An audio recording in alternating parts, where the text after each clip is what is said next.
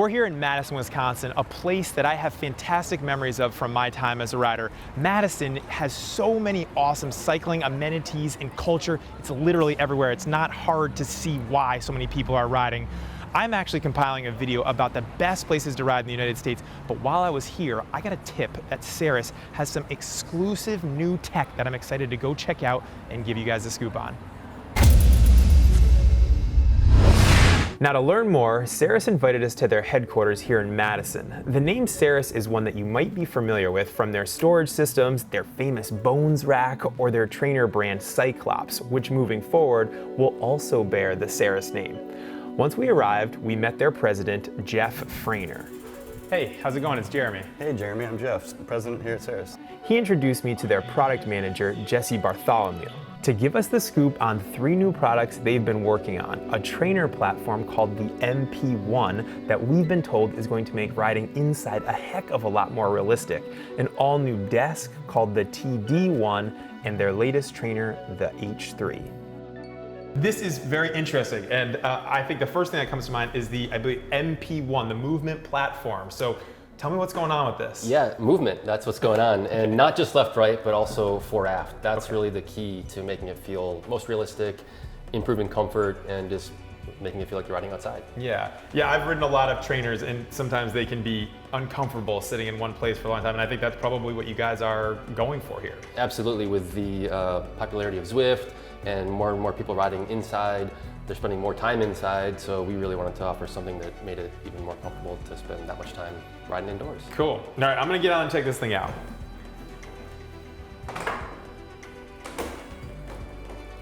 Tell me about what's going on with the TD desk. This is something that's unique and interesting as well. What are you guys thinking with this? Yeah, I mean, whenever you ride inside, you typically have a water bottle, your keyboard for the computer, maybe your towel. And in this case, we've actually integrated power support into the desk, so you can plug your smart trainer in or charge your phone while you're riding and have it look great and really help out the whole experience. Yeah, the aesthetic is really nice. It definitely, it all pulls everything together. It feels like this would be something that I'd want to have like at my house. Like, hey, we can feed the kid over here. Yeah, it's fully adjustable, so you can put a high chair underneath that if you needed to. I love that. Yeah, my wife would like that in an emergency situation for sure. So, and then definitely, last but not least, the new H3 trainer. Yeah, all new. The main thing is the new drive system, so it's much quieter, 59 decibels at about 20 miles an hour, and it's compatible with an XD and XDR driver, so that new SRAM group set will be compatible. Okay. And there's a new wireless protocol called FTMS that optimizes the connections with Zwift and other smart apps. I'm going to continue riding here and checking this out, and so far I feel like I'm really in the zone.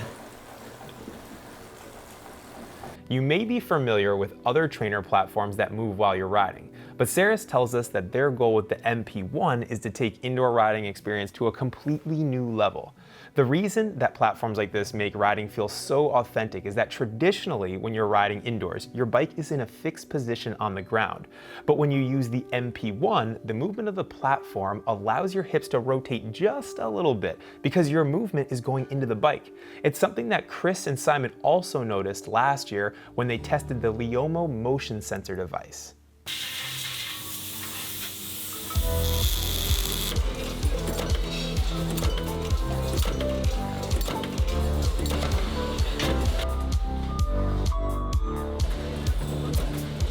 Okay, so we're making our way through the factory on our way to meet Dustin, the engineer, the brains, one of probably many, that have made this MP1, TD1, and all of the workings, interworkings of these products come to life.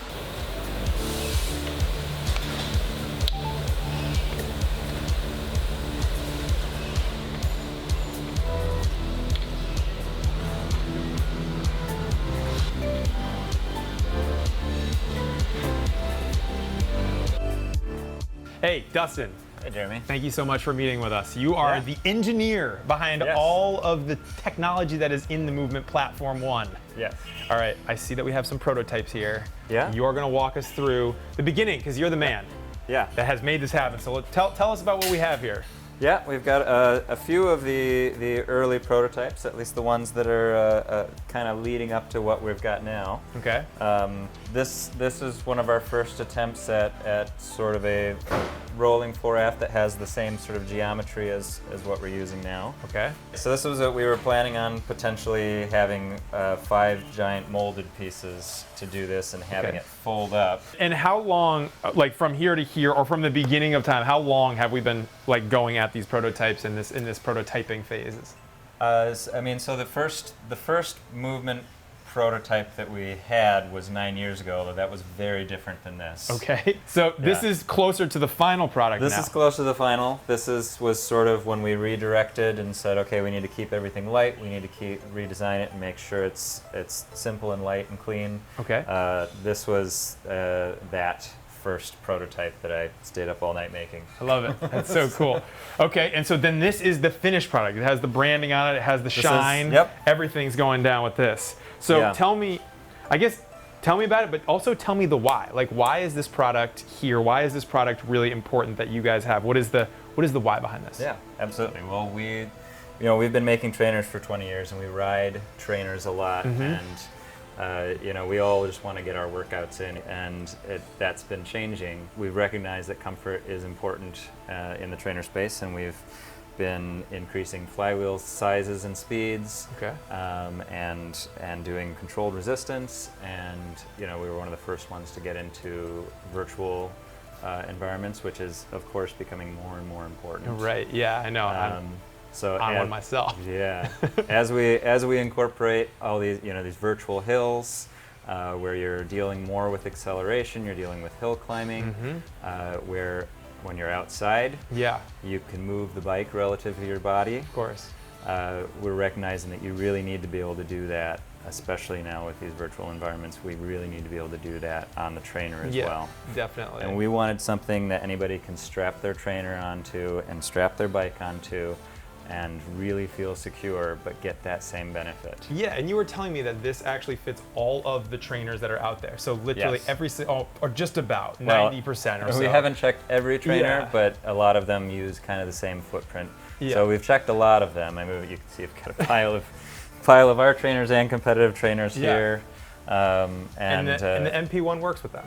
Yes, absolutely. So that's pretty cool. Yeah, all right, that was so you're going to show important. us what's going on underneath this, and some of the technology and things that you guys have manufactured, and some of your brains, what behind this is going on underneath this. Sure. Okay.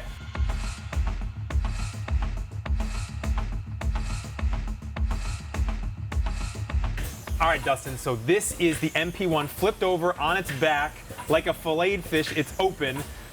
All the stuff is going on. This is this frame moving. Tell me about what's going on with this. What I see versus what you see, I think, are two different worlds. Yeah, well, I'll try to show you exactly what's going on here. Okay. So we've got this base frame that's normally sitting on the floor here, and the top frame that's attached to what your trainer and bike are actually sitting on. Yep.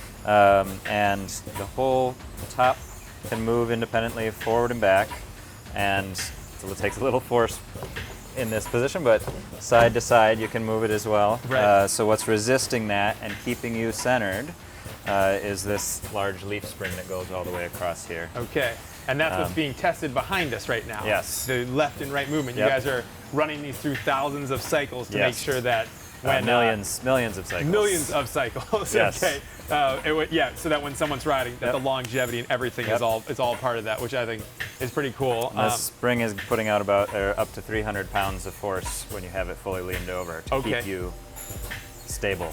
So let's jump back for a sec, because if you're prototyping this, you're going through all this stuff, you can walk downstairs and you can be like, okay guys, I want to get this frame, I want to actually like do something different with this. I want this piece to be shorter, it's not stable enough, I want this piece to be longer, I want to do this. And I was just walking through the factory, seeing all of the people doing this work. I thought it was pretty unique and cool that you can, like, I would say rapidly prototype something here. Yeah, no, absolutely. I mean, this is kind of our bread and butter. So we can go down, I can just grab steel tubes off the rack, ask somebody to bend them for me, tell them. I might have been lifting with them earlier.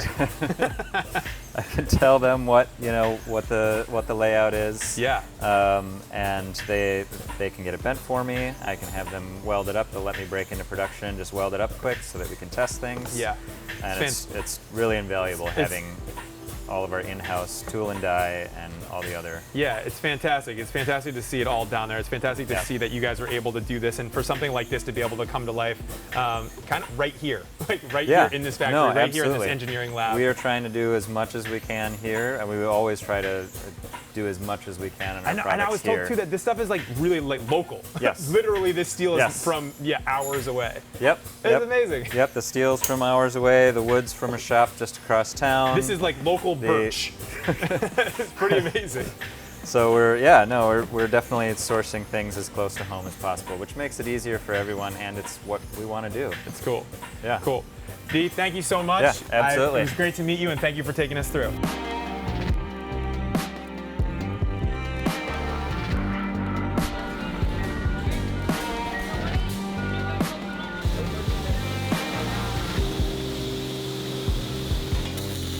So that was a day at Saris. Very fun and informative, really cool to learn about all their new technology that's coming down the pipeline.